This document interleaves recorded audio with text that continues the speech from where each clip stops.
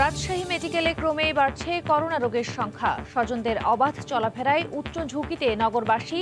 পরিস্থিতি আরও ভয়াবহ হওয়ার শঙ্কা। প্রশাসনকে কঠোর হতে বললেন মেয়র।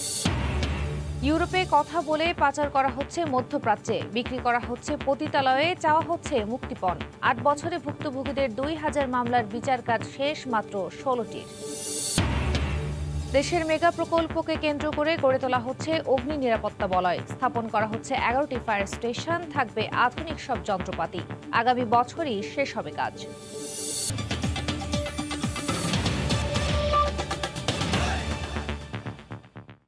ভোরের সময়ের সঙ্গে আছি আমি খান তাসনিন হাসান।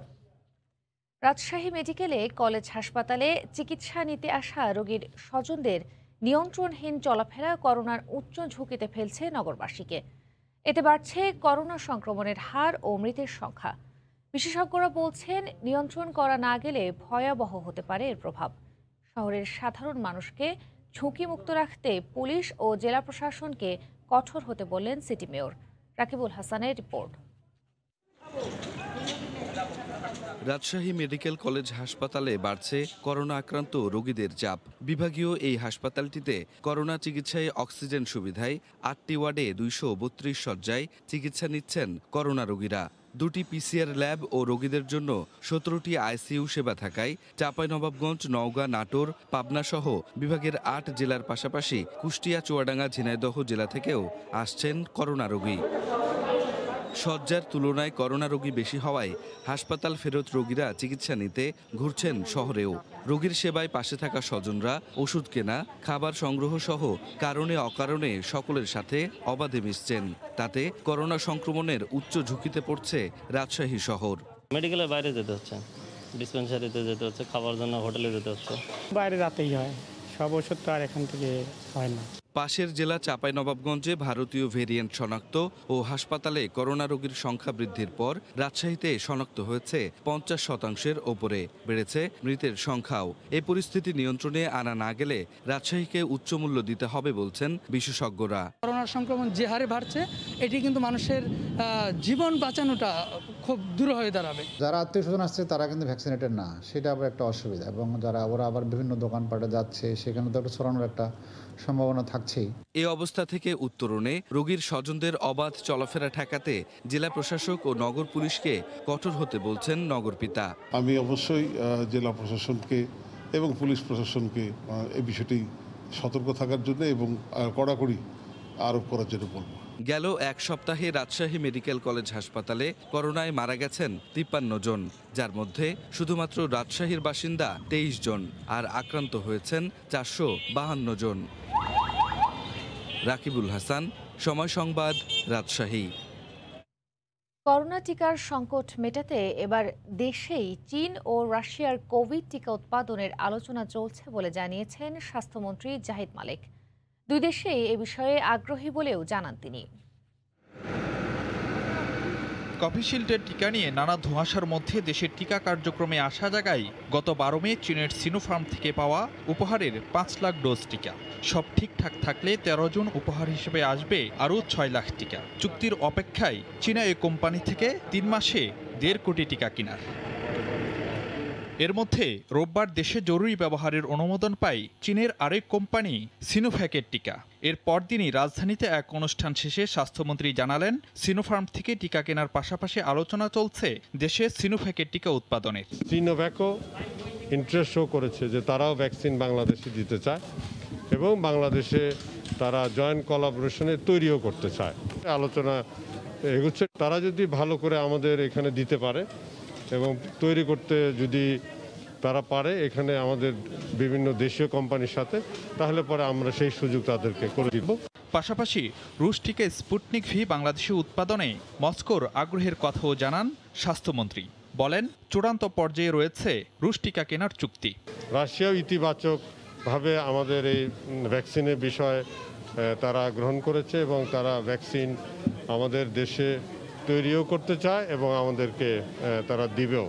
এখন সময়টা বলতে পারি না, যত তাড়াতাড়ি সম্ভব তারা দিবে। এছাড়া ফাইজারের টিকার ক্ষেত্রে বিশেষ কাউকে অগ্রাধিকার দেওয়া হবে না জানিয়ে স্বাস্থ্যমন্ত্রী বলেন, যে 4 কেন্দ্রে ফাইজারের টিকা দেওয়া হবে সেখানে নিবন্ধন তালিকায় আগে থাকা ব্যক্তিরা পাবেন এ টিকা।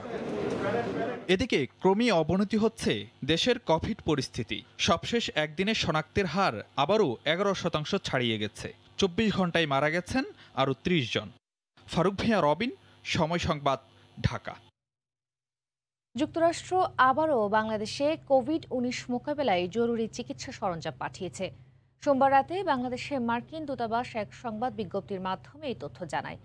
যুক্তরাষ্ট্র 2020 সালের মার্চ থেকে এখন পর্যন্ত বাংলাদেশকে কোভিড-19 মোকাবেলায় $84 মিলিয়ন বেশি চিকিৎসা সরঞ্জাম দিয়েছে, যার মধ্যে এ দফায় স্বাস্থ্যসেবা সংশ্লিষ্টদের ব্যক্তিগত সুরক্ষামূলক সরঞ্জাম ও রোগীদের শরীরের অক্সিজেন মাত্রা নিরূপণের যন্ত্র অক্সিমিটার রয়েছে।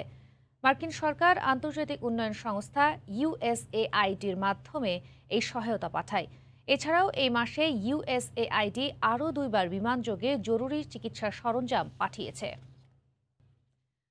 অর্থ পাচার ও স্বাস্থ্য খাতের অব্যবস্থাপনা নিয়ে সরকারের ব্যাপক সমালোচনা করেছেন বিএনপি ও জাতীয় পার্টির সংসদ সদস্যরা।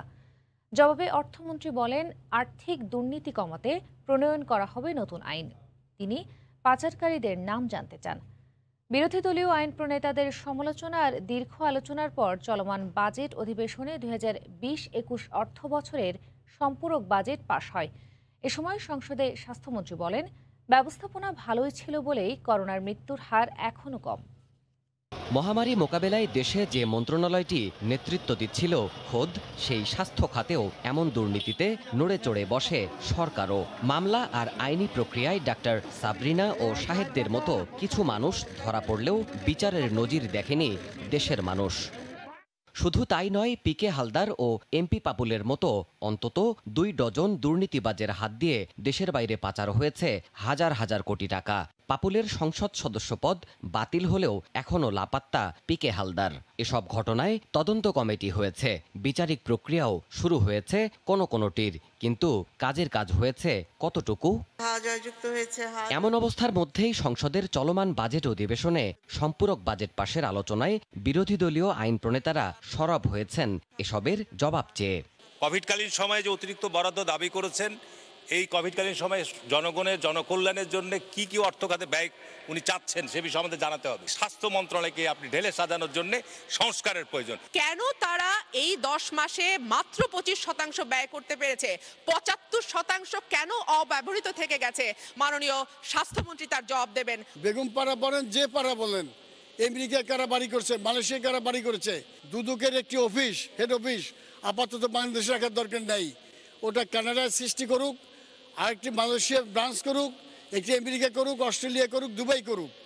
এইখান থেকে তাহলে আমরা বুঝতে পারবো সঠিক চিত্রটি কি। মাননীয় স্পিকার, এ সময় বিরোধী দলীয় উপনেতাও প্রশ্ন তোলেন মন্ত্রণালয়ের অদক্ষতা নিয়ে। যারা এর জন্য দায়ী তাদের বিরুদ্ধে সেই বিষয়ে আমার মনে হয় দেখা উচিত। তবে এত সব সমালোচনার জবাবে টিকা নিয়ে আর কোনো সংকট হবে না জানিয়ে স্বাস্থ্যমন্ত্রী নিজেদের পক্ষেই সাফাই গিয়েছেন। আর আর্থিক প্রতিষ্ঠানের দুর্নীতি কমাতে অর্থমন্ত্রী দিলেন নতুন আইন তৈরির আশ্বাস। অনেক কষ্টের অর্জিত টাকা এগুলো চলে যাবে সিস্টেমের বাইরে, এগুলো বন্ধ করতে হবে। আমরা নতুন আইন তৈরি করব। আমার কাছে সেই লিস্ট নাই। যদি আপনারা জানেন এরা বিদেশে টাকা পাচার করে, নামগুলো আমাদের দেন। আমরা চায়না থেকে, রাশিয়া থেকে এবং আমেরিকা থেকে ভ্যাকসিন নেওয়ার আমরা ব্যবস্থা করেছি। আরও 6 লক্ষ ভ্যাকসিন আমাদের 12-13 তারিখে এখানে এসে পৌঁছাবে। সোমবারের অধিবেশনে বিদায়ী অর্থ বছরের জন্য 13,987 কোটি 27,32,000 টাকার সম্পূরক বাজেট পাশ করে জাতীয় সংসদ। দেবাশিস রায়, সময় সংবাদ, ঢাকা। করোনা মোকাবেলায় সরকার সম্পূর্ণরূপে ব্যর্থ হয়েছে বলে মন্তব্য করে বিএনপি মহাসচিব মির্জা ফখরুল ইসলাম আলমগীর বলেছেন, এই মহামারীকে কেন্দ্র করে অর্থ লোপাট করাই ক্ষমতাসীনদের প্রধান লক্ষ্য। গতকাল দুপুরে জাতীয় প্রেস ক্লাবে আলোচনা অনুষ্ঠানে এই মন্তব্য করেন তিনি। এই সরকারের সবচেয়ে বড় ব্যর্থতা এই শতাব্দীর যে কোভিড-19 মোকাবেলায় তারা সম্পূর্ণ ব্যর্থ হয়েছে। একটাই তো লক্ষ্য, খালি দুর্নীতি করবে, খালি চুরি করবে।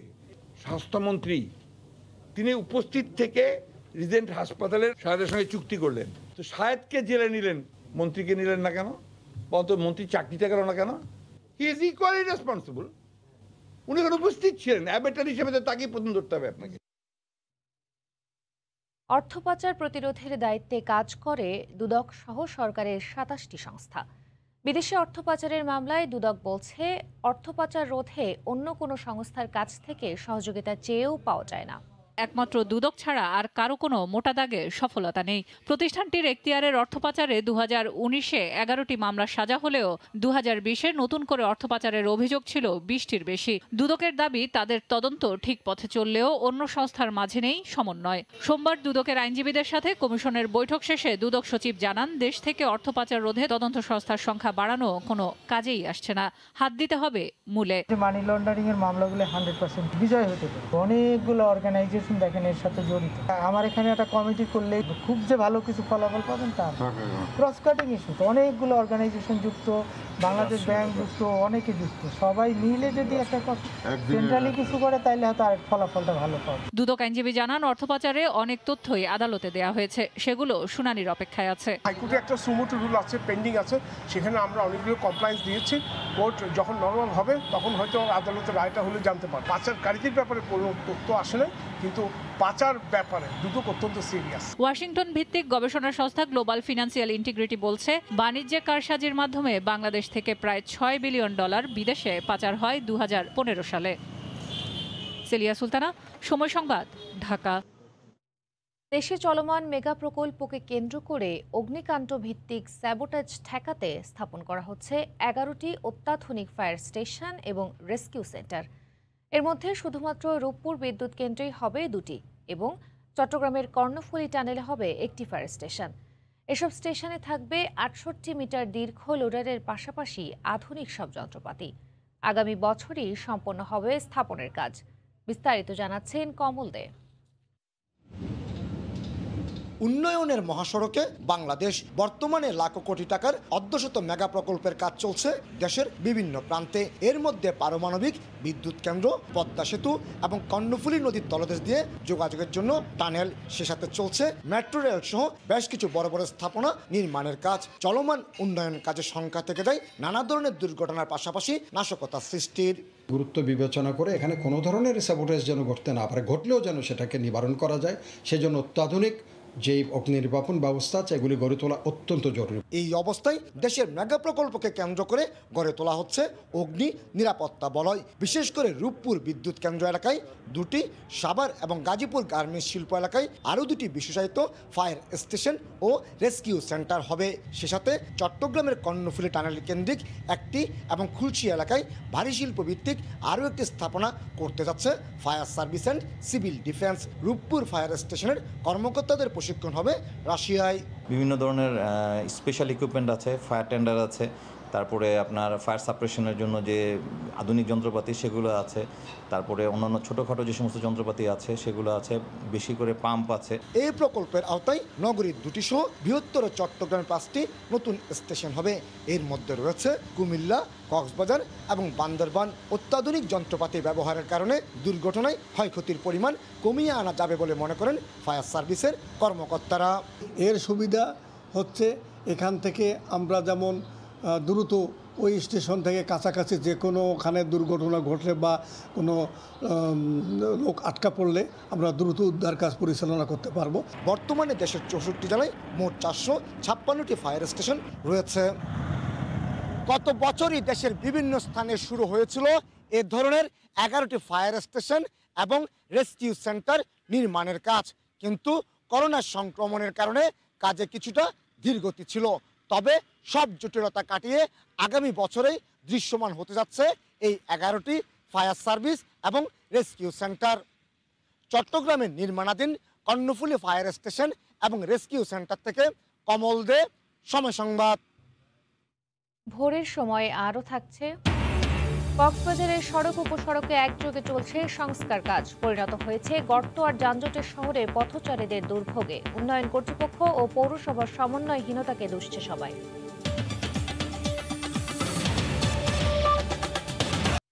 ভারত থেকে পেঁয়াজ আসায় 1 সপ্তাহের ব্যবধানে প্রতি কেজিতে 15 টাকা কমে 40 থেকে 42 টাকায় বিক্রি হচ্ছে। এ বিষয়ে জানতে নাটোরের নলডাঙ্গা পেঁয়াজের হাট থেকে যুক্ত হচ্ছেন সহকর্মী আল মামুন। মামুন। ধন্যবাদ। যে বিষয়টি বলছিলেন, আসলে গত 3 দিনের ব্যবধানে কিন্তু নাটোরের হাট বাজারগুলোতে প্রতি কেজি পেঁয়াজে 15 টাকা পর্যন্ত কমে এসেছে। গত 3 দিন আগে যে পেঁয়াজ 55 টাকা পর্যন্ত ছিল, সেই পেঁয়াজ আজকে নাটোরের এই নলডাঙ্গা হাটে যেটি সকাল থেকে দেখা যাচ্ছে বিক্রি হচ্ছে এখানে 40 থেকে 42 টাকা কেজি পেঁয়াজেতে। দাম কমে আসাতে কিন্তু কৃষকদের মধ্যে একটি যে আশা ছিল সেই তারা কিন্তু এখন হতাশা দেখা দিয়েছে। বিশেষ করে কৃষকদের সঙ্গে কথা বলে সকাল থেকে দেখেছি তারা কিন্তু একটা বিষয় বলছে, এবার কিন্তু অতিরিক্ত দামে তারা বীজ কিনেছেন। বিশেষ করে 700 থেকে 800 টাকার বীজ, সেই বীজ কিন্তু তারা 8 থেকে 9,000 টাকা কেজিতে সেই বীজ কিনেছেন। পাশাপাশি 1,000 থেকে 1,200 টাকা মনের যে চারা ছিল, সেই চারা কিন্তু কৃষকরা কিনেছেন সেই 4 থেকে 4,500 টাকা, এবং সর্বশেষ সেটি কিন্তু 5,000 টাকার উপরে চারা উঠেছিল। এই অতিরিক্ত দামে চারা এবং বীজ কেনার পাশাপাশি এবার আরেকটি বিষয়, অনাবৃষ্টি ছিল 8 মাস। এই 8 মাসের অনাবৃষ্টির কারণে সেচ খরচটা কিন্তু অনেক বেশি তাদের পড়েছে। এই বিষয় দিক দিয়ে বলছে কৃষকরা 40 টাকার উপরে কিন্তু তাদের সেই খরচ রয়েছে। খরচ থাকলেও প্রায় 20-25 দিন আগে সর্বশেষ পেঁয়াজ উঠলেও সেই পেঁয়াজের দাম কিন্তু তারা কিন্তু সেই কাঙ্ক্ষিত দাম কৃষকরা এই পর্যন্ত পাননি। না পাওয়ার প্রেক্ষিতে চলতি মাসের শুরুতেই কিছু দাম বৃদ্ধি হলেও সেই দাম কমে আসায় কৃষকরা কিন্তু হতাশা প্রকাশ করেছে। তবে ব্যবসায়ীদের সঙ্গে আমি কথা বলেছি, ব্যবসায়ীরা যে বিষয়টি বলছে, সাম্প্রতিক সময় বিদেশ থেকে পেঁয়াজ আমদানি শুরু হয়েছে। আমদানি শুরুর প্রেক্ষিতে কিন্তু এই দামগুলো কমে এসেছে বলে ব্যবসায়ীরা যেটি দাবি করেছে। ব্যবসায়ীরা যেটি বলছে যে দেশি পেঁয়াজের চাহিদা কমে এসেছে দেশের বিভিন্ন স্থানে, বিশেষ করে নাটোরের পেঁয়াজ যেই বিভিন্ন জায়গার যেই জেলাগুলোতে আমদানি হওয়ার কারণে পেঁয়াজ আমদানি হওয়ার কারণে চাহিদা কমে গেছে। চাহিদা কমে যাওয়ার কারণে পেঁয়াজ কিন্তু তারা সেখানে দিতে পারছে না বলে সেক্ষেত্রে দাম কমে আসছে। সকাল থেকে যে ভোর থেকে কৃষকরা আসছেন সেই পেঁয়াজ নিয়ে প্রায় 8 থেকে 900 মণ পেঁয়াজ এই হাটে আসলেও বিক্রির কিন্তু সেই পরিস্থিতি আমরা দেখতে পাচ্ছি না। কৃষকরা পেঁয়াজ নিয়ে বসে থাকলে ক্রেতা কম থাকার কারণে সেই পেঁয়াজ বিক্রি হচ্ছে না বলে যেটুকু জানিয়েছেন ব্যবসায়ীরা। যে বিষয়টি বলছেন ব্যবসায়ীরা, যেটি দাবি করছে, তারা বলছেন যে ভারত বার্মা সহ বিভিন্ন জায়গা থেকে পেঁয়াজ আসার কারণে চাহিদা কমে আসে। যেটি বলছে যে গত 2 বছর ভালো দাম পাওয়ার কারণে চলতি বছর পেঁয়াজের উৎপাদন কিন্তু বৃদ্ধি করেছেন নাটোরের কৃষকরা। গত বছর প্রায় 62,000 মেট্রিক টন পেঁয়াজ উৎপাদন হলেও গত বছর দাম ভালো ছিল এবং এই দামের আশাতে কৃষকরা অতিরিক্ত খরচ করে চলতি বছর কিন্তু 80,000 মেট্রিক টন পেঁয়াজ উৎপাদন করেছে। এবং পেঁয়াজ উৎপাদন করার পরেও তারা কিন্তু সেই দাম এবার পাননি, না পাওয়ার কারণে তাদের সেই হতাশা দেখা দিয়েছে।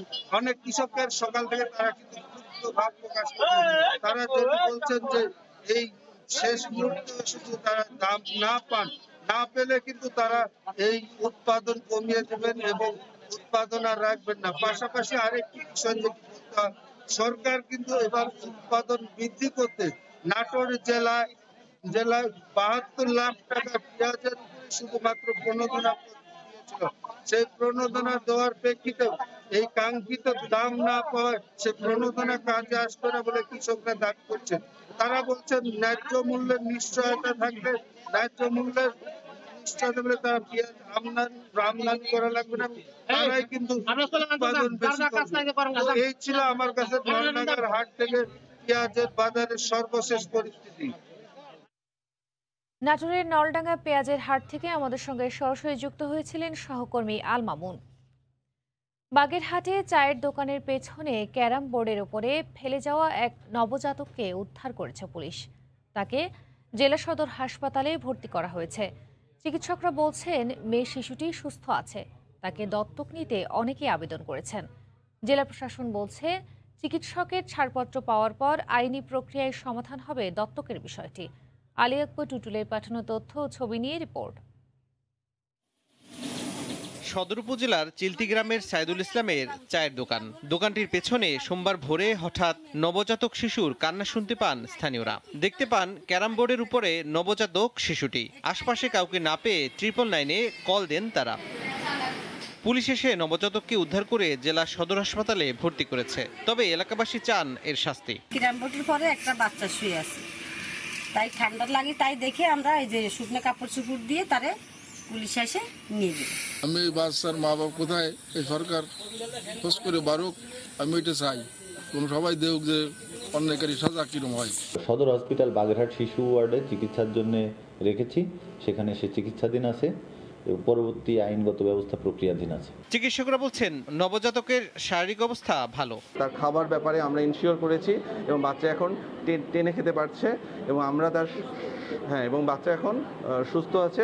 এদিকে বাচ্চাটিকে দত্তক নিতে এরই মধ্যে বেশ কয়েকজন আবেদন করেছেন। তবে সিদ্ধান্ত নেবেন জেলা প্রশাসক। আমাদের শিশু কল্যাণ বোর্ডের কিছু প্রসেস আছে, নিয়ম আছে, বিধি মোতাবেক আমরা আবেদনগুলো যাচাই বাছাই করে উপযুক্ত আবেদনকারীর কাছে আমরা বিধি মোতাবেক আমরা বাচ্চাটিকে হস্তান্তর করি। এর আগে 2020 সালের 30শে অক্টোবর জেলার মোরেলগঞ্জে একটি বাগান থেকে এক নবজাতককে উদ্ধার করা হয়েছিল। সময় সংবাদ, বাগেরহাট। ভোরের সময় আরও থাকছে, বর্ষা মৌসুমে ফেনীতে প্রতি বছরই বাঁধ ভেঙে সৃষ্টি হয় বন্যার। দীর্ঘদিন ধরে স্থায়ী সমাধানের দাবির মুখে এবারও আশ্বাস দিয়েই খালাস পানি উন্নয়ন বোর্ড।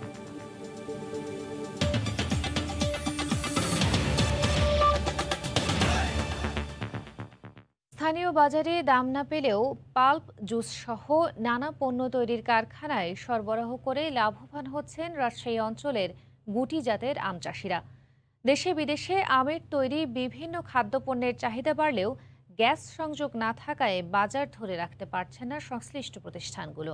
কাঁচামালের সহজলভ্যতায় ওই অঞ্চলে গ্যাস ভিত্তিক জ্বালানির সংকট দূর করতে সরকারকে উদ্যোগী হওয়ার তাগিদ দিয়েছেন অর্থনীতিবিদরা। রাজশাহীর গোদাগাড়ি ঘুরে রিপোর্ট করেছেন কামরুল হাসান সবুজ, ক্যামেরায় ছিলেন মোমেন হোসেন। সরকারি নির্দেশনা মেনে গাছ থেকে আম নামাতে ব্যস্ত বাগান মালিক ও শ্রমিকরা। খোলা বাজারে বিক্রির পাশাপাশি এসব আমের একটি অংশ যাবে বাগানের কাছাকাছি প্রক্রিয়াজাত খাদ্যপণ্য তৈরির কারখানায়। খিরসা, গোপালভোগ, ফজলি এটা আমরা বাইরে বাজারজাত করি, আর যেটা গুটি আম বা ছোট সাইজ সেগুলো আমরা সাপ্লাই দিই। যে আমগুলো আমাদের আগে বিক্রি হতো না, এই আমগুলো আপনার বাজার ভ্যালুয়েশন অনুযায়ী তারা আমাদের একটা রেট দেয়। কারখানায় আসার পর কয়েক ধাপের মান পরীক্ষায় উত্তীর্ণ হলে তা দিয়ে তৈরি করা হয় আচার ও জুস তৈরির উপকরণ পাল্প। বিএসটিআই এবং ইন্টারন্যাশনাল আইন আমরা বিআরসি, হ্যাসাপ, জিএমপি এগুলো মেনটেন করি। All kinds of defect remove করা হয়। দেশে বিদেশে জুস সহ প্রক্রিয়াজাত খাদ্যপণ্যের চাহিদা বাড়ছে বছর বছর। তবে উৎপাদন খরচ বেশি পড়ায় বাজার ধরতে পিছিয়ে পড়ছে সংশ্লিষ্ট প্রতিষ্ঠানগুলো। ডাইরেক্টলি আমরা ইউজ করি ইলেকট্রিসিটি, আমাদের নিজস্ব ডিজি আছে, এটা খুব ব্যয়বহুল। এটা গ্যাসে রূপান্তর করতে পারি। একটা প্রোডাক্ট যদি 70% আপনার তৈরি করতে খরচ কমে আসে, সেই প্রোডাক্টের এমনি কিন্তু দাম কমে আসবে। অঞ্চলভিত্তিক শিল্প কারখানার সম্প্রসারণে বিদ্যমান সংকট দূর করতে সরকারকে দূরদর্শী নীতি কৌশল নিয়ে কাজ করার পরামর্শ অর্থনীতিবিদদের। এখন কিন্তু আপনার ন্যাচারাল গ্যাস কিন্তু সারা ওয়ার্ল্ড ওয়াইডই কিন্তু কমে যাচ্ছে। তাহলে আপনাকে যে লিকুইড গ্যাস সেটার ইউজ করার কথা আপনাকে চিন্তা করতে হবে। রিনিউয়েবল এনার্জির কথা আপনাকে চিন্তা করতে হবে ব্যবসাকে সাস্টেইন করার জন্য। এই অঞ্চলে আম, টমেটো সহ নানা জাতের কৃষি পণ্যের উৎপাদন বাড়লেও এসব পণ্য প্রক্রিয়াজাতকরণের সঙ্গে যুক্ত বড় কোনো শিল্প কারখানা গড়ে না ওঠায় একদিকে কৃষকরা যেমন বাজার প্রতিযোগিতার সুফল থেকে বঞ্চিত হচ্ছেন, তেমনি দেশে এবং বিদেশে সম্ভাবনাময় বাজার ধরতে গিয়ে হিমশিম খেতে হচ্ছে এসব পণ্য প্রক্রিয়াজাতকরণের সঙ্গে যুক্ত প্রতিষ্ঠানগুলোকে। কামরুল হাসান সবুজ, সময় সংবাদ, গোদাগাড়ি, রাজশাহী। ভূমিকম্পে কেঁপে উঠল সিলেট। সোমবার সন্ধ্যায় পরপর দুবারের ভূমিকম্পে নগরীর একটি স্কুল ভবনের বেশ কয়েকটি স্থানে ফাটল দেখা দিয়েছে। বিস্তারিত জানাচ্ছেন ইকরামুল কবির। সন্ধ্যায় সিলেটে দুদফা ভূমিকম্পে 135 বছরের প্রাচীন বিদ্যালয় রাজা জিসি হাই স্কুলের একটি নতুন ভবনে বেশ কয়েকটি স্থানে মারাত্মক ফাটল দেখা দিয়েছে। প্রত্যেকটা রুমের অবস্থা খুবই খারাপ। এই মুহূর্তে এই ভবনটা একটু ঝুঁকিপূর্ণ। যদি হঠাৎ স্কুল খুলে যায়, আমি আমার বাচ্চাদেরকে নিয়ে কোথায় বসবো, কোথায় পাঠদান করাবো। সোমবার সিলেটের দুদফা ভূমিকম্পের মাত্রা ছিল সর্বোচ্চ 3.8। উৎপত্তিস্থল ছিল দক্ষিণ সুরমা উপজেলার জালালপুরের কাদিগাঁও গ্রাম। ভূমিকম্পের মাত্রা ছিল 3.8 আর লোকেশনটা ছিল সিলেট আবহাওয়া অফিস থেকে 10 কিলোমিটার জালালপুর এলাকা এবং কাদিপুর গ্রামটা পড়ছে, সেই জায়গায় তার লোকেশন দেখাচ্ছে আমাদের, যেটা লিটারেচার লোকেশন দেওয়া হয়েছে তার মতে। 29 ও 30 মে মাসে 8 দফা ভূমিকম্পের পর সোমবারের 2 দফা ভূমিকম্পে সিলেটে আতঙ্ক বিরাজ করছে। সন্ধ্যার সময় সিলেটে যে ভূমিকম্প অনুভূত হয়েছে তার ঝাঁকুনিতে এই রাজা জিসি হাই স্কুলের বেশ কিছু জায়গায় এই ধরনের ফাটল দেখা দিয়েছে।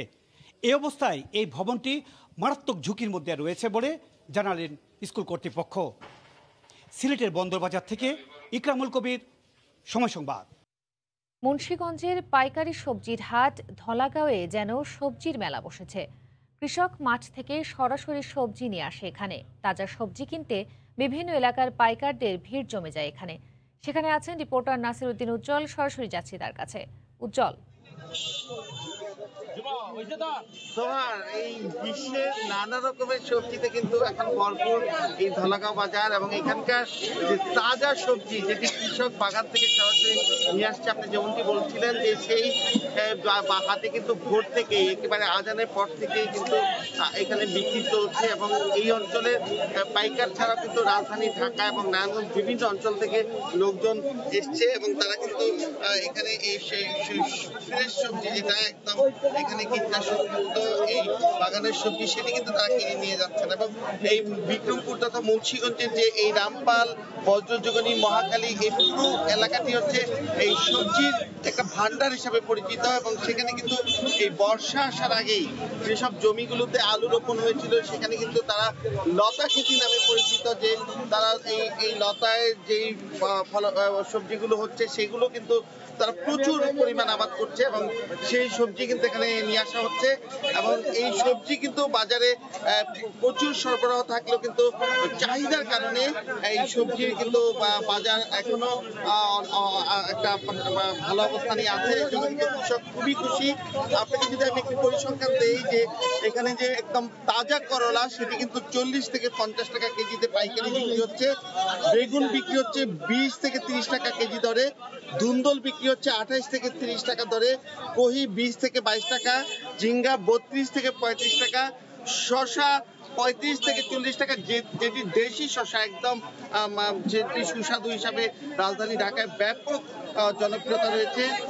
কাঁকরোল বিক্রি হচ্ছে এখানকার স্থানীয় কাঁকরোল 35 থেকে 40 টাকা, লাউ বিক্রি হচ্ছে একই দামে 35 থেকে 40 টাকা, জালি কুমড়া বিক্রি হচ্ছে মাত্র 20 থেকে 22 টাকা প্রতিটি পিস দরে।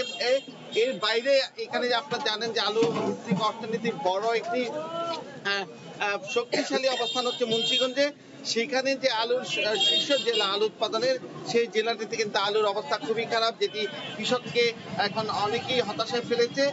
মাত্র 8 থেকে 12 টাকা কেজি দরে কিন্তু এখানে আলু বিক্রি হচ্ছে, অথচ এই মৌসুমটা, এই বর্ষার আগমনী মৌসুমে কিন্তু আলুর দাম চড়া থাকবার কথা, এবং যারা হিমাগারে আলু সংরক্ষণ করেছেন তাদের যেমন হতাশা, এবং যারা স্থানীয়ভাবে আলু সংরক্ষণ করেছেন তাদের অবস্থা কিন্তু আরো শোচনীয়, কারণ এখানে প্রচুর গরমের কারণে আলু অনেকটাই পচে গেছে। স্থানীয়ভাবে সংরক্ষিত আলু, সেই আলুর দাম এমনিতে কম, আর এই পচে যাওয়ার কারণে তাদের কিন্তু নাবিশ্বাস অবস্থা বিরাজ করছে।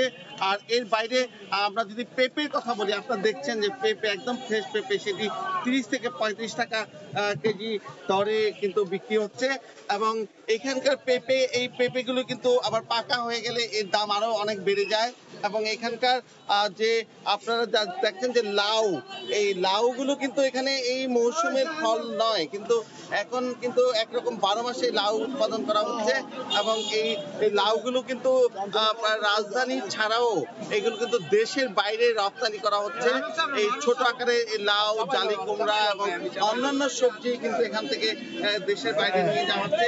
এখানে ডাটা, বরবটি, কোন রকম সবজির কিন্তু কোনো বাদ নেই, সব রকম সবজি কিন্তু এখানে বিক্রি হচ্ছে, এবং এই সবজিগুলো গুরুত্ব এই জন্য বেশি যে এখানে সতেজ এবং কীটনাশক মুক্ত সবজি, এবং এখানে বিষমুক্ত সবজি আমাদের একটি ব্যাপক জনপ্রিয়তা পেয়েছে, এবং যেটি এখানে স্থানীয় কৃষি বিভাগ সরাসরি তদারকি করছে, এবং কৃষি বিভাগের তদারকিতে যে বিষমুক্ত সবজি এখানে আবাদ হচ্ছে সেগুলি কিন্তু এই ধলাগাঁও বাজারে নিয়ে আসা হচ্ছে, এবং এখানকার কৃষক এই বিষয়টি অনুধাবন করতে পারছে পাচ্ছে যে এই বিষমুক্ত সবজি আবাদে তাদের কিন্তু নানা রকম সহযোগিতা যেমন কৃষি বিভাগ করছে, তাছাড়াও তারা যে এটি বাজারজাত করতে পারছেন সেটি কিন্তু অপেক্ষাকৃত দামও বেশি পাচ্ছেন।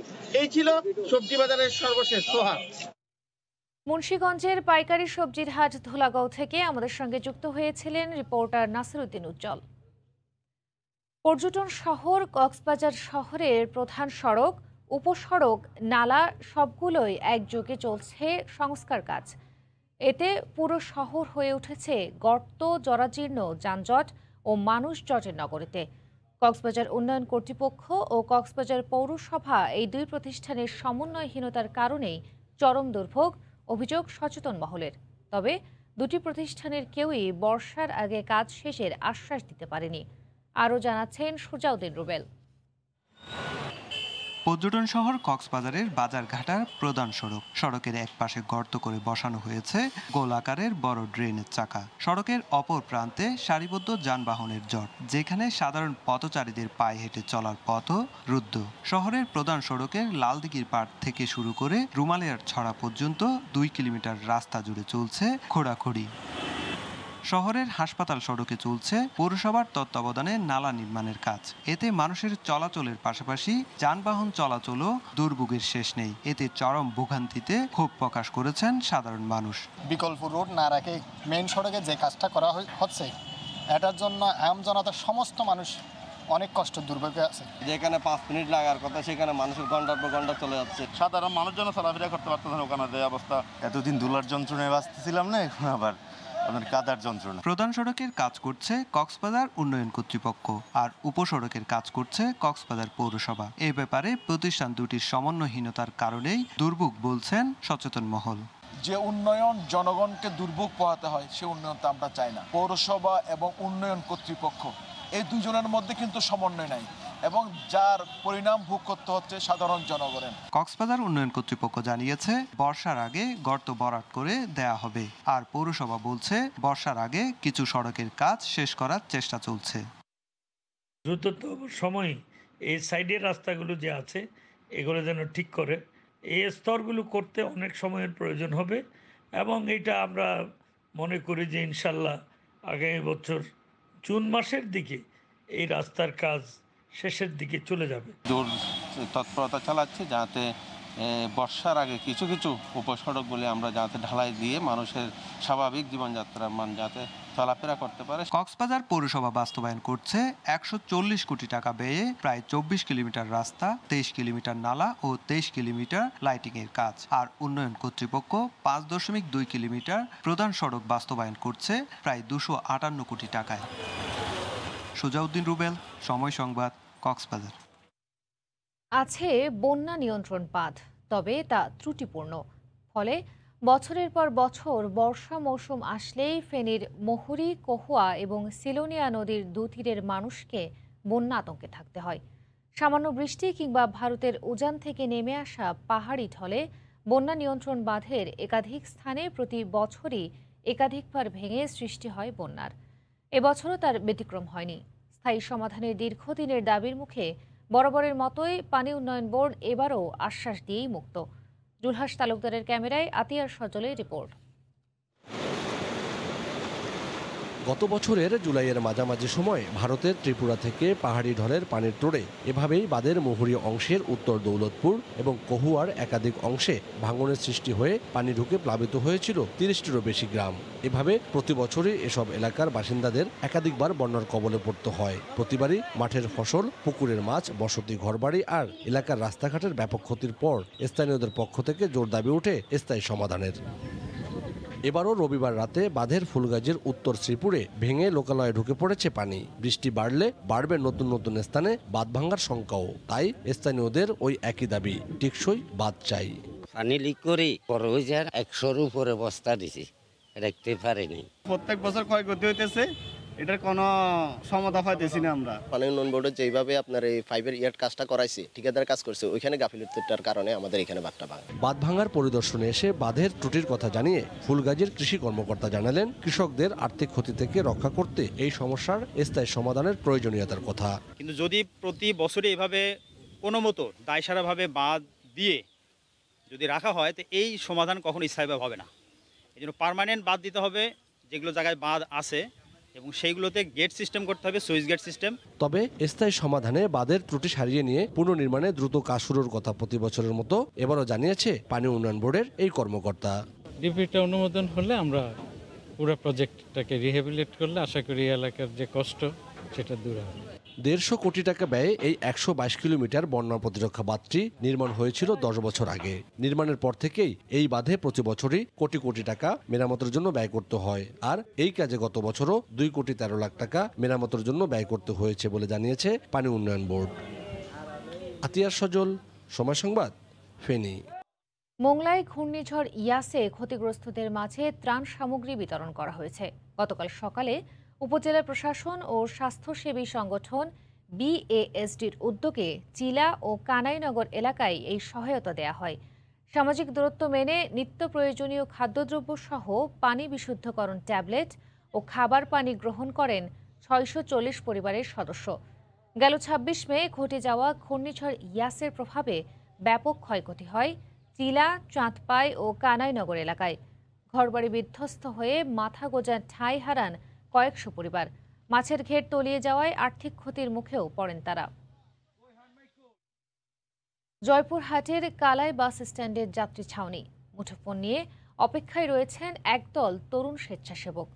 করোনা মহামারীর এই দুঃসময়ে অক্সিজেন চেয়ে কেউ ফোন দিলেই তারা মোটরসাইকেল নিয়ে ছুটে যান রোগীর বাড়িতে। সেটা শহর, উপজেলা কিংবা গ্রাম যেটাই হোক, দিনরাত 24 ঘন্টায় সেবায় নিয়োজিত। শুধু বিনামূল্যে অক্সিজেন সরবরাহ সেবা ছাড়াও কোনো রোগীর প্লাজমা বা রক্তের প্রয়োজন হলেও ছুটে যান তারা। জয়পুরহাট প্রতিনিধি শাহিদুল ইসলাম সবুজের পাঠানো ছবি নিয়ে রিপোর্ট। 2018 সালে দেশের বিভিন্ন শিক্ষা প্রতিষ্ঠানে পড়েছেন জয়পুরহাটের এমন শিক্ষার্থীদের নিয়ে গঠন করা হয় জয়পুরিয়ান ট্রাস্ট নামে একটি স্বেচ্ছাসেবী সংগঠন। গেল বছর করোনায় জেলায় যারা কর্মহীন হয়ে পড়েন তাদের খাদ্য সহায়তা দেয় ট্রাস্টটি। এছাড়াও মাস্ক বিতরণ সহ সচেতনতামূলক নানা কার্যক্রমে অংশ নেন সংগঠনটির স্বেচ্ছাসেবকরা। এরই ধারাবাহিকতায় এবছর দ্বিতীয় দফায় দেশে করোনা সংক্রমণ বেড়ে গেলে আক্রান্ত রোগীদের অনেকে অক্সিজেন স্বল্পতায় শ্বাসকষ্টে ভুগছিলেন। এ অবস্থায় সংগঠনটির কর্মীরা বিনামূল্যে অক্সিজেন সরবরাহে এগিয়ে আসেন। অনলাইন কিংবা মুঠোফোনে খবর পেলেই অক্সিজেন সিলিন্ডার নিয়ে করোনায় সংক্রমিত কিংবা শ্বাসকষ্ট নিয়ে যন্ত্রণায় ছটফট করা রোগীদের বাড়িতে পৌঁছে দেন বিনামূল্যে অক্সিজেন সিলিন্ডার। 15-20 মিনিটের মধ্যে এসে অক্সিজেন সেবা প্রদান করে এমন মহৎ উদ্যোগের জন্য জয়পুরিয়ান ট্রাস্টকে অসংখ্য ধন্যবাদ। পোস্ট করার প্রায় আধা ঘন্টার মধ্যেই অক্সিজেন সরবরাহ আমাকে করেন। সেই অক্সিজেন সিলিন্ডার পেয়ে আমার বাবা এখন খুব সুস্থ ফিল করছেন। জয়পুরহাট 2 আসনের সংসদ সদস্য ও হুইপ আবু সাইদ আল মাহমুদ স্বপনের আহ্বানে সাড়া দিয়ে জয়পুরিয়ান ট্রাস্টের প্রায় 1000 সদস্যের মধ্যে অন্তত 60 জন স্বেচ্ছাসেবক দিনরাত 24 ঘন্টা করোনা রোগী ও শ্বাসকষ্টজনিত রোগে আক্রান্ত রোগীদের বিনামূল্যে এই সেবা দিয়ে যাচ্ছেন। জয়পুরহাটের এই প্রান্ত থেকে ও প্রান্ত যখনই কোনো ফোন কল চলে আসে আমাদের কাছে বা মেসেজ আসে, আমরা সাথে সাথে সেখানে অক্সিজেনের ব্যবস্থা করি বিনামূল্যে। জয়পুরহাটের যারা সমৃদ্ধশালী সাহায্য সহযোগিতা করে আমাদের ট্রাস্টের কার্যক্রম বেগবান করার জন্য হেল্প করবে। স্থানীয় জনপ্রতিনিধি ও জাতীয় সংসদের হুইপ সংগঠনটির পাশে থাকার প্রত্যয় ব্যক্ত করেন। এই ধরনের উদ্যোগের মাধ্যমে এই করোনা মহামারীকে জয় করা আমাদের জন্য সহজ হবে। তাদেরকে আরো ভালো কাজ করার জন্য উৎসাহিত করতে যা যা করা দরকার আমরা করব। জয়পুরিয়ান ট্রাস্টের স্বেচ্ছাসেবীরা 15টি অক্সিজেন সিলিন্ডারের মাধ্যমে ইতিমধ্যে শতাধিক রোগীকে বিনামূল্যে অক্সিজেন সেবা দিয়েছেন। সময় সংবাদ, জয়পুরহাট। খুলনায় অনুষ্ঠিত হল নৌবাহিনীর নবীন নাবিকদের শিক্ষা সমাপনী কুচকাওয়াজ। গতকাল বানৌজা তিতুমির ঘাঁটিতে করোনায় স্বাস্থ্যবিধি মেনে কুচকাওয়াজ পরিদর্শন ও সালাম গ্রহণ করেন নৌবাহিনী প্রধান অ্যাডমিরাল এম শাহিন ইকবাল। পরে কৃতি নবীন নাবিকদের মাঝে পুরস্কার তুলে দেন তিনি। পেশাগত ও প্রশিক্ষণদের সব বিষয়ে সেরা চৌকস নাবিক হিসেবে নৌ প্রধান পদক অর্জন করেন ইউষা হৃদয়, আর রনি সরকার দ্বিতীয় ও রিয়াজ উদ্দিন তৃতীয় স্থান অধিকার করেন। প্রশিক্ষণে 486 জন নাবিক অংশ নেন।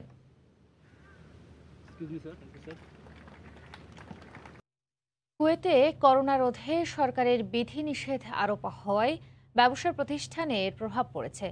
দেশটিতে কার্গো ব্যবসার সঙ্গে জড়িত প্রবাসী ব্যবসায়ীরা পড়েছেন চরম বিপাকে। লোকসানের পাশাপাশি কর্মচারীদের বেতন ও দোকান ভাড়া দিতে হিমশিম খাচ্ছেন তারা। কুয়েত থেকে শরীফ মোহাম্মদ মিজানুর রহমানের তথ্য ও ছবিতে রিপোর্ট। কুয়েতে 2020-এর ফেব্রুয়ারি থেকে ডিসেম্বর পর্যন্ত বিমান চলাচল বন্ধ থাকায় কার্গো ব্যবসা বন্ধ ছিল। ডিসেম্বর থেকে ঢাকার হযরত শাহজালাল আন্তর্জাতিক বিমানবন্দরে পাঠানো না গেলেও চট্টগ্রাম বিমানবন্দরের মাধ্যমে মালামাল পাঠান ব্যবসায়ীরা। আগে মালামাল পাঠাতে যেখানে সময় লাগতো 7 থেকে 10 দিন, এখন চট্টগ্রাম বিমানবন্দরের মাধ্যমে পাঠানোয় তা মাসখানেক সময় লেগে যাচ্ছে। বেড়েছে খরচও। এতে ব্যবসায়ীরা দোকান ভাড়া ও শ্রমিকদের বেতন ভাতা পরিশোধ করতে হিমশিম খাচ্ছেন। প্রবাসীদের দাবি শীঘ্রই যেন ঢাকা ও সিলেটের বিমানবন্দরের মাধ্যমে মালামাল পাঠানোর অনুমতি দেয় দেশের সিভিল এভিয়েশন কর্তৃপক্ষ। বাংলাদেশ সরকারের কাছে বিশেষভাবে অনুরোধ হচ্ছে, এখন বর্তমানে আমাদের চট্টগ্রাম এয়ারপোর্ট দিয়ে আমাদের বিমানের মালামাল যাতায়াত করতেছে অনেক কষ্টের মাধ্যমে। এখন আমরা যদি আজকে যদি মালটা যদি 1 তারিখ পৌঁছে 25 দিন পর আমরা মালটা নিতে পারতেছি। ঢাকা ও সিলেটের এয়ারপোর্টটা আমাদের কার্গোর জন্য অতি সহজ যাতে আমাদের জন্য খুলে দেয়। আমি মাননীয় প্রধানমন্ত্রীর কাছে এবং সিভিল এভিয়েশন কর্তৃপক্ষের যারা দায়িত্ব আছেন ওনাদের কাছে বিনীতভাবে অনুরোধ জানাচ্ছি, যাতে করে ঢাকা এয়ারপোর্ট সহ সিলেট, ঢাকা এবং যত আন্তর্জাতিক এয়ারপোর্ট আছে বাংলাদেশ সবগুলো যাতে মালামাল পাঠানোটা সহজ করে দেওয়া হয়, যাতে করে আমরা সহজে মালামাল ক্লিয়ারেন্স করতে পারি বাংলাদেশ থেকে। মহামারী করোনার প্রাদুর্ভাবে দীর্ঘদিন ফ্লাইট চলাচল বন্ধ থাকায় প্রবাসীরা দেশে ছুটিতে আসতে পারছেন না। তাই অনেকেই নিজের পরিবার পরিজনের জন্য কার্গো সার্ভিসের মাধ্যমে মালামাল পাঠিয়ে থাকেন। তারা মনে করেন বাংলাদেশ সরকারের সিভিল এভিয়েশন কর্তৃপক্ষ যেন প্রবাসীদের কথা বিবেচনা করে যত দ্রুত সম্ভব স্বাভাবিক নিয়মে সব বিমানবন্দরের মাধ্যমে মালামাল পাঠানোর ব্যবস্থা করে। এটাই ব্যবসায়ী সহ প্রবাসীদের দাবি। সময় সংবাদ, কুয়েত। ব্রেক্সিট কার্যকর হওয়ায় ইউরোপে এখন নানা মুখে সংকট। সাধারণ জনগণ ভোগান্তির শিকার হচ্ছেন ইউরোপের বিভিন্ন দেশে এবং ব্রিটেনেও। সম্প্রতি ইউরোপীয় কমিশন এমনই একটি প্রতিবেদন প্রকাশ করেছে। সেখানে ইইউ এবং ইউকের নাগরিকদের সমস্যাগুলো তুলে ধরা হয়েছে। এই সংকটের সঙ্গে জড়িয়ে আছেন প্রায় 50,000 বাংলাদেশি বংশোদ্ভূত ইউরোপীয় নাগরিক। ইতালির ভেনিস থেকে মাকসুদ রহমানের রিপোর্ট। 2020 সালের 31শে ডিসেম্বরের পর ব্রেক্সিট কার্যকর হয়। দীর্ঘ 5 দশকের সম্পর্ক ছেদ যে সহজ নয় তা বাস্তবে প্রমাণ হচ্ছে এখন। বিভিন্ন কারণে ইউরোপের 27টি দেশের ইউরোপীয় নাগরিকদের অনেকেই এখন পর্যন্ত ব্রিটেনে বসবাসের চূড়ান্ত আবেদন করতে পারেননি। অন্যদিকে আনুমানিক 2,90,000 ব্রিটিশ নাগরিক ইউরোপের বিভিন্ন দেশে বসবাসের জন্য নির্ধারিত সময়ের মধ্যে রেসিডেন্সের আবেদন জমা দিতে পারেননি। এতে করে অনেকেই আইনগত নিজেদের চাকরি, ব্যবসা প্রতিষ্ঠান ও বসবাস। ব্রেক্সিট হওয়ার কারণে ইউরোপীয় ইউনিয়ন এবং ইংল্যান্ডের মধ্যে যে ফ্যামিলি করার জন্য করা হয়েছিল, সেই সুযোগটা আশা করি অনেকেই নিতে পারছেন না। কারণ হলো পাসপোর্টটা পেতে দেরি হচ্ছিল এই করোনা ভাইরাসের কারণে। এই চুক্তিটা ডিসেম্বর পর্যন্ত বাড়ানো হয়। যদি ডিসেম্বর পর্যন্ত বাড়ানো হয়, আমরা সুবিধা বঞ্চিত যারা আছি বা যারা রেসিডেন্ট হাতে পাইতেছি না, তারা আশা করি অবশ্যই ডিসেম্বরের ভিতরে আমরা রেসিডেন্ট হাতে পাবো এবং সবার উপকার হবে ইনশাআল্লাহ। রেসিডেন্সের জন্য সময়সীমা বাড়িয়ে এবছরের ডিসেম্বর শেষ নাগাদ করার আহ্বান জানিয়েছেন তাদের মধ্যে অনেকেই। মাকসুদ রহমান, সময় সংবাদ, ইতালি। করোনা পরিস্থিতিতে ব্রিটেনের চেয়ে ভালো অবস্থানে থাকার পরও নতুন করে সবুজ তালিকা থেকে পর্তুগালকে বাদ দিয়েছে দেশটি। বিষয়টিকে সম্পূর্ণ রাজনৈতিক ও উদ্দেশ্য প্রণোদিত বলছেন পর্তুগিজ সহ অভিবাসী বাংলাদেশিরা। মঙ্গলবার থেকে এই সিদ্ধান্ত কার্যকর হয়েছে। এতে কোয়ারেন্টাইনের ঝামেলা এড়াতে ভ্রমণ পরিকল্পনা বাতিল করা সহ এরই মধ্যে পর্তুগাল ছেড়েছেন কয়েক হাজার ব্রিটিশ পর্যটক। লিসবন থেকে তারিকুল হাসান আশিকের রিপোর্ট। করোনা পরিস্থিতি অনেকাংশে নিয়ন্ত্রণে থাকায় পর্যটন খাতকে চাঙ্গা করতে আর অর্থনীতি স্বাভাবিক করতে সীমান্ত খুলে দেওয়া সহ অনেক বিধিনিষেধ শিথিল করেছে পর্তুগাল। যুক্তরাজ্যের সবুজ তালিকায় থাকায় চ্যাম্পিয়ন্স লিগের মতো বড় আসরের ফাইনালের ভেন্যু হয় পর্তুগাল। অল ইংলিশ ফাইনাল ম্যাচকে কেন্দ্র করে মের শেষ সপ্তাহে বিপুল সংখ্যক ব্রিটিশ পর্যটকদের আগমন ঘটে দেশটিতে। সমর্থকরা ফিরে যাওয়ার পরপরই পর্তুগালকে সবুজ তালিকা থেকে সরিয়ে ফের আম্বার অর্থাৎ বিপজ্জনক তালিকায় ফেলে যুক্তরাজ্য। এমন পরিস্থিতিতে পর্তুগাল থেকে যুক্তরাজ্যে ফিরলে কয়েক দফা করোনা টেস্টের পরেও থাকতে হবে বাধ্যতামূলক কোয়ারেন্টিনে। এমনকি বাদ যাবে না 2 ডোজ টিকা নেয়া নাগরিকরাও। এমন সিদ্ধান্তকে হঠকারী বলছেন বাংলাদেশি পর্তুগিজ সহ সাধারণ নাগরিকরা। ইউকে সরকার নতুন করে যে বিধিনিষেধ আরোপ করছে পর্তুগালের প্রতি, এটার জন্য কিন্তু আমরা আসলেই চিন্তিত এবং বিষয়টা সত্যি উদ্বেগের। কারণ আমাদের এখন ট্রাভেল করার জন্য যে কস্টিংটা অনেক হাই হয়ে গেছে। এই মুহূর্তে আমি যেতে পারতেছি না, আজ গেলেও আমি 10 দিনের ঘর থেকে বেরোতে পারবো না। সুতরাং এই ধরনের হঠকারী সিদ্ধান্ত, এটাকে হঠকারী কারণে বলছি, আসলে সবার জন্য এটা খুবই নাজুক একটা পরিস্থিতি সৃষ্টি করছে। মঙ্গলবার থেকে সিদ্ধান্ত কার্যকর হওয়ার ঘোষণায় ঝামেলা এড়াতে এরই মধ্যে পর্তুগাল ছেড়েছেন কয়েক হাজার ব্রিটিশ পর্যটক। অনেকে ভ্রমণ বাতিল করায় বিপুল ক্ষতির মুখে পড়েছেন আলগারভ অঞ্চলের ব্যবসায়ীরা। যুক্তরাজ্যের এমন সিদ্ধান্তের নিন্দা জানিয়েছে আইরিশ বিমান সংস্থা রায়ানএয়ার সহ খোদ ব্রিটিশরাও। এছাড়া এতে ক্ষতির মাত্রা বাড়ছে এখানে পর্যটন সংশ্লিষ্ট বিভিন্ন ব্যবসার সঙ্গে জড়িত বাংলাদেশিদের। এমন পরিস্থিতিতে আগের অবস্থায় ফিরতে কূটনৈতিক তৎপরতা বাড়িয়েছে পর্তুগাল। তারিকুল হাসান আশিক, সময় সংবাদ, লিসবন, পর্তুগাল। খেলার খবর। টি-20 বিশ্বকাপের প্রস্তুতির জন্য ঢাকা প্রিমিয়ার লিগ সহায়ক ভূমিকা রাখতে পারছে না। বৃষ্টির কারণে কার্টেল ওভারে হচ্ছে খেলা, পাওয়া যাচ্ছে না আদর্শ উইকেট জানিয়ে চরম হতাশ বিসিবি নির্বাচক হাবিবুল বাশার সুমন। এদিকে কেন্দ্রীয় চুক্তির জন্য ক্রিকেটারদের প্রস্তাবিত নাম বোর্ডের কাছে জমা দিয়েছেন নির্বাচকরা। করোনা মহামারীতে অনুষ্ঠিত সিরিজগুলোতে খেলোয়াড়দের পারফরমেন্সের উপর গুরুত্ব দিয়েই তালিকা জমা দেওয়া হয়েছে। টি-20 বিশ্বকাপের প্রস্তুতির কথা বলে টি-20 ফরম্যাটে আয়োজন করা হয়েছে এবারের ঢাকা প্রিমিয়ার লিগ। কিন্তু স্লো উইকেট আর লো স্কোরিং নিষ্প্রাণ ম্যাচ দেখে প্রস্তুতি নিয়ে প্রশ্ন ওঠে অনেক। 22 গজের অগোছালো ডিপিএল মন ভরাতে পারেনি বিসিবি নির্বাচকদেরও। ওয়েদার একটা অনেক বড় প্রতিবন্ধকতা, ডেফিনেটলি বৃষ্টির জন্য অনেক সমস্যা হচ্ছে, কার্টেল ওভার করতে হচ্ছে এবং টি-20-র জন্য ঠিক যে ধরনের উইকেট দরকার সেই ধরনের উইকেট আসলে প্রোভাইড করা যাচ্ছে না। করোনায় ক্রিকেটারদের কেন্দ্রীয় চুক্তি হালনাগাদ নিয়ে দ্বিধায় ছিল বোর্ড। আন্তর্জাতিক ও ঘরোয়া পর্যায়ে খেলা বন্ধ থাকায় পারফরম্যান্স যাচাইয়ের সুযোগ ছিল না। তবে এবার ওয়েস্ট ইন্ডিজ ও শ্রীলঙ্কার বিপক্ষে হোম সিরিজ এবং নিউজিল্যান্ড ও শ্রীলঙ্কা সফরের পারফরম্যান্সের ভিত্তিতে ক্রিকেট অপারেশনস বরাবর নতুন তালিকা প্রস্তাব করেছে নির্বাচক প্যানেল। সবাই জানেন একটা ক্রাইটেরিয়া আমরা সবসময় ফলো করে থাকি কেন্দ্রীয় চুক্তি ব্যাপারে, যেটা করে আসছি গত কয়েক বছর, সেটার বাইরে তেমন কিছু হয়নি। বাট অবভিয়াসলি এবার পারফরমেন্সের উপর দিয়ে একটু বেশি নজর দেওয়া হয়েছে। 6 মাস তো শেষ হয়ে গেছে আমাদের, নতুন করে তো আবার কেন্দ্রীয় চুক্তি আবার দিতে হবে আমাদের। সেক্ষেত্রে আমরা কিছু নাম তো সিলেক্ট করেছি, সেটা নিয়ে আলোচনা হবে বোর্ডের সাথে। শোনা যাচ্ছে অফ ফর্মের কারণে নাকি চুক্তি থেকে বাদ পড়ছেন সৌম্য সরকার ও মোহাম্মদ মিঠুন। আর নিষেধাজ্ঞা থেকে ফেরা সাকিব আল হাসানের পাশাপাশি আবারও জায়গা পাচ্ছেন তাসকিন আহমেদ। মাকসুম আলম খান, সময় সংবাদ, ঢাকা। জিম্বাবুয়ে সফরে টি-20 সিরিজ থেকে ছুটি চেয়েছেন মুশফিকুর রহিম। বায়ুবাবলের একঘেয়েমি কাটাতে বোর্ডের কাছে ছুটির কথা জানিয়েছেন এই সিনিয়র ক্রিকেটার। বিসিবি নির্বাচক হাবিবুল বাশার সুমন বলছেন, একটানা বায়ুবাবলে থাকা খুবই কঠিন, তাই অন্য দেশের মতো বাংলাদেশের খেলোয়াড়দেরও প্রয়োজনে বিশ্রামে রাখা যেতে পারে। আপনি যেটা বলেন যে কেউ খেলতে চায় কিন্তু যে জিনিসটা হয়তো বলতে চাচ্ছেন, সেরকম আসলে আমাদের কাছে এখন তেমন কিছু আসে। এখন পর্যন্ত কিন্তু আমাদের কাছে জিম্বাবুয়ে সিরিজটা আমরা মোটামুটি আমাদের বেস্ট পসিবল সাইডটা নিয়ে যেতে চাই। বিসিবি নির্বাচক হাবিবুল বাশার সুমনের কাছে খবরটা হয়তো পৌঁছায়নি। আগামী মাসে টাইগাররা যাবে জিম্বাবুয়েতে, পূর্ণাঙ্গ সিরিজে খেলবে 1 টেস্ট আর 3টি করে ওয়ানডে ও টি-20। নান্নু বাশার রাজ্জাকদের জন্য দুঃসংবাদ, ওই সফরে টি-20 সিরিজে বিশ্রামে থাকতে চান মুশফিকুর রহিম। শ্রীলঙ্কা সফরে টেস্ট সিরিজে সাকিব আল হাসান ছুটি নেওয়ার পর থেকেই আলোচনায় ক্রিকেটারদের ছুটির বিষয়টি। এবার সে পথে হাঁটছেন অন্যরাও। একের পর এক খেলা আর একটানা বায়ুবাবলে থাকলে শারীরিক ও মানসিকভাবে বেশ চাপে পড়তে হবে ক্রিকেটারদের, যেটি বিবেচনায় রাখছে বোর্ডও। বাকি দেশগুলো কিন্তু শুরু করেছে, আমাদের কিন্তু এই বছর অনেক খেলা আছে। অনেক খেলার থেকে বেশি সমস্যা যেটা হয় যে বায়ুবাবলে কিন্তু একটানা 6 মাস 7 মাস থাকাটা কিন্তু খুব অনেক বড় চ্যালেঞ্জের বিষয়। ইটস নট ইজি, খেলাদের জন্য কাজটা কিন্তু সহজ নয়। বাট এই মুহূর্তে আসলে জিম্বাবুয়ে ট্যুরে নিয়ে এরকম তেমন কিছু হয়নি, তেমন কিছু ভাবছি না আমরা। এটা আমরা এগোচ্ছি, ফিউচারে হয়তো আমাদের ভাবতে হবে। সাকিবের বহুল আলোচিত ছুটি নিয়েও কথা বলেন নির্বাচক।